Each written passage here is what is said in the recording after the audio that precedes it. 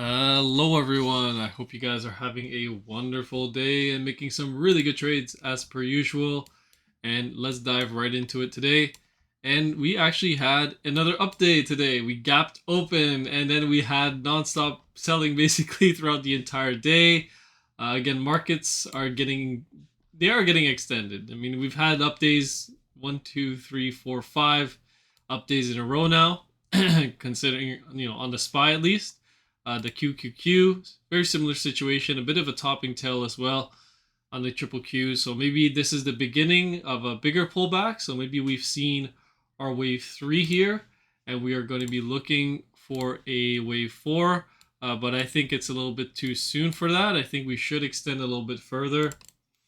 But let's just say that our interim wave 3 is in, then we should pull back to the previous all-time high, which is at 480 on the S&P. All right, so that's your worst case scenario in my opinion. After that, you should continue up in an extended fifth wave. Maybe the third larger wave will end later on, or maybe a little bit underneath our target, and then we'll do a wave 4 retrace again, and then a final fifth wave up. But in my opinion, I think you should just keep going up. Right now, it seems like the markets are just taking a bit of a pause.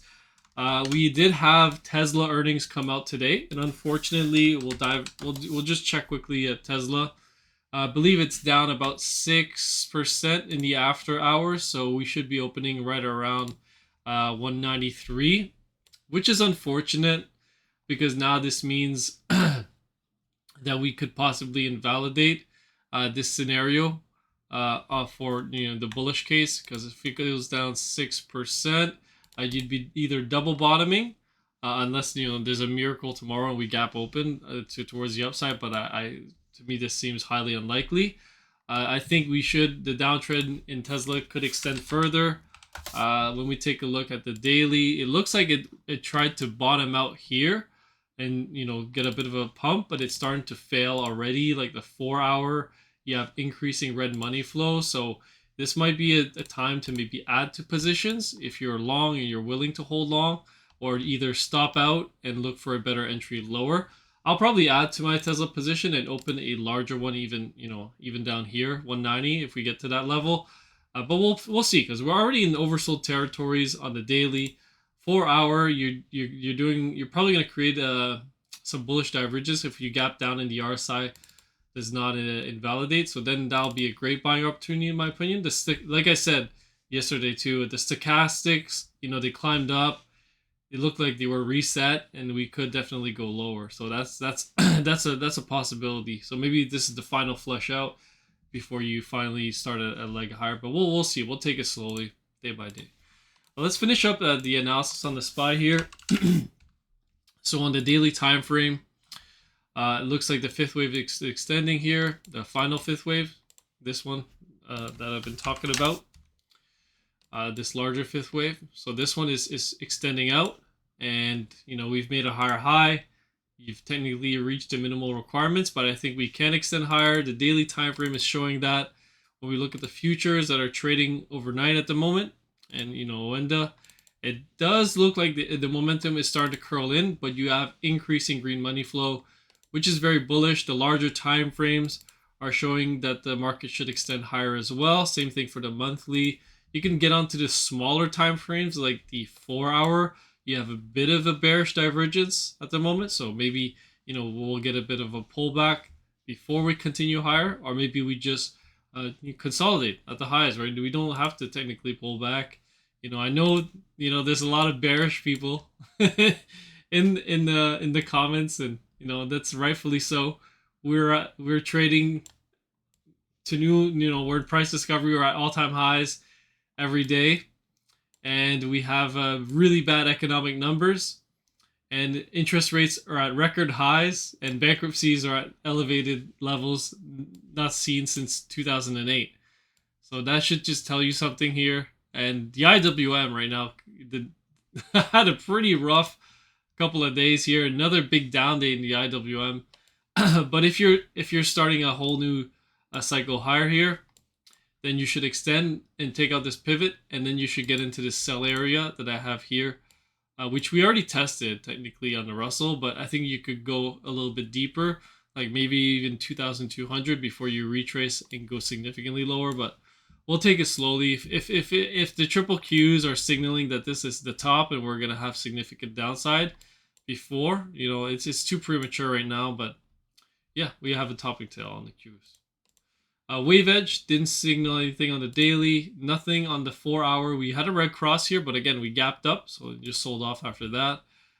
And that's about it. Nothing on the 1 hour, no significant selling. I think on the dark pools, we even had some big buys here on the triple leverage ETFs. So again, that just tells you that we can go much, much higher. All right, that's about it for the indices here. Let's cover some individual names. Take a look at ROKU today. So ROKU again gapping up to at the open as well, along with Netflix, because similar business model and stuff like that. So people will buy up ROKU as they buy up Netflix. But Netflix gapped open 10%. ROKU did the same thing. Now it's just pulling back. So maybe you have the wave 1 is in, or you could technically still be in the wave 1 on the daily, but I would like to see some more upside. If not, then you're gonna get a really big wave 3. But after that, you really need to hold this pivot. If you don't hold this pivot, you're gonna go retest this trend line down here, and maybe this buy zone that I have. And I hope that doesn't happen. And I hope that this low was the end and we just truncated. But take this one slowly. This is a smaller name, and it can have some pretty volatile moves. A 45-minute stochastic is already reset here, but the RSI is showing that we could go lower. Same thing on the 4-hour. So the 4-hour, it looks like it's reset and it's finished, and we're getting ready to get a bigger pullback. So we'll have to see if this can hold. If not, then you're still in the C leg.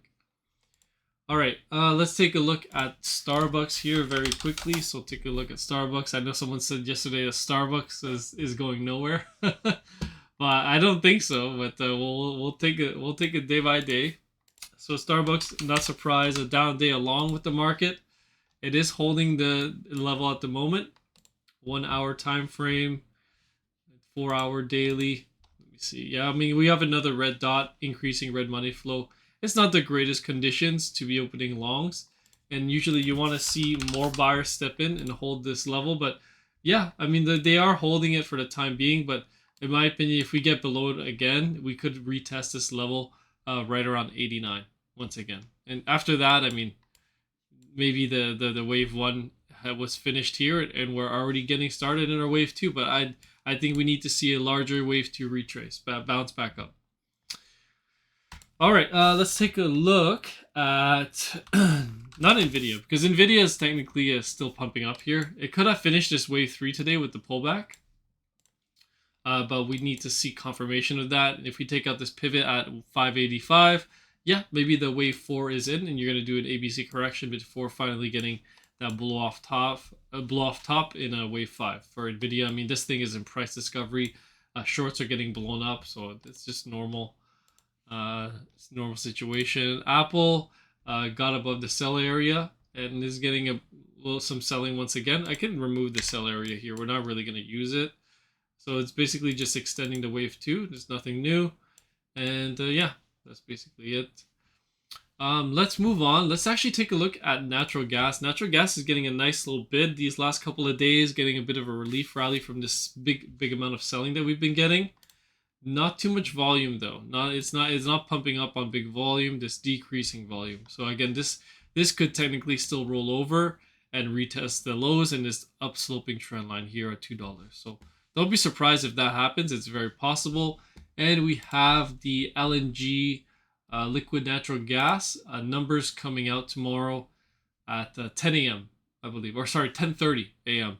And it's supposed to have a drawdown of minus 322 billion cubic meters of natural gas storage. So we're supposed to have used a significant amount more of natural gas. And if that's the case, then the reserve should fall and the price should go up, because there's also the suppliers that are not, keeping up because they've been shutting down rigs because the price is too low and it's unprofitable. So they're just going to make less and less and less. until the price goes back up, basically. We'll take a look here at the 20-year Treasury bond, the TLT. So the TLT, the TLT at the moment is getting a bit of a pullback. It is signaling a buy on Market Cipher. We are seeing some buying here on the 4-hour time frame. So we got some big money starting to step in here, buying this up, and we are retesting, I believe, the #1 trade ever on the dark pools on TLT. So it was open around this area, and that would have been like a 7% move for now. But I think that if they are opening the biggest trade around this area, then they're probably going to try and defend this area, right? And if that's the case, then you should see this move could continue up, which means the yields should start to roll over. I believe the right now the yields, the moving averages are flipping just a little bit, so maybe they're trying to get ready to go back up. But I mean, just look at the current market conditions. Can the economy really handle higher rates, higher yield, right?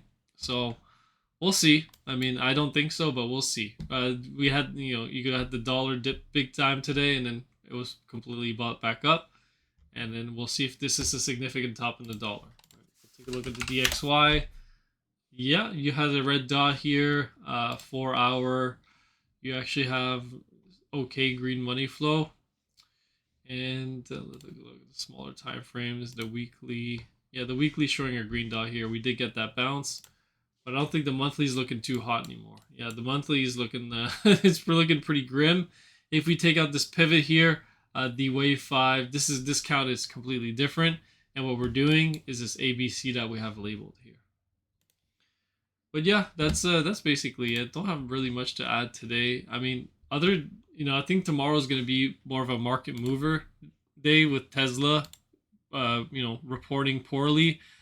Tomorrow we have American Airlines, Southwest Airlines.